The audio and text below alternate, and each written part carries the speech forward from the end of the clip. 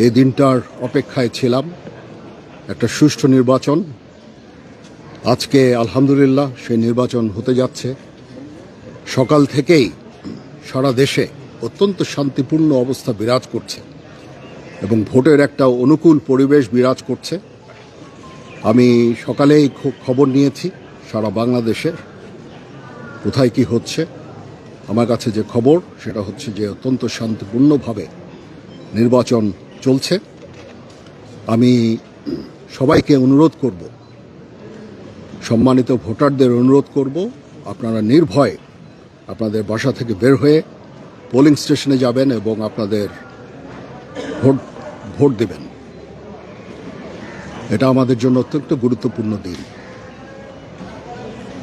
আর যারা ভোট দিতে পারছেন না, আপনারা মিডিয়ার লোকজন, আপনারা কিন্তু একটা অত্যন্ত গুরুত্বপূর্ণ কাজ করছেন। সারা দেশের পরিস্থিতি জনগণকে জানাচ্ছেন, জনগণ আশ্বস্ত হচ্ছে এবং তারা এই ভোট দিতে যাওয়ার জন্য উৎসাহী হচ্ছে। সবাই ভালো থাকেন। ইনশাআল্লাহ আমরা একটা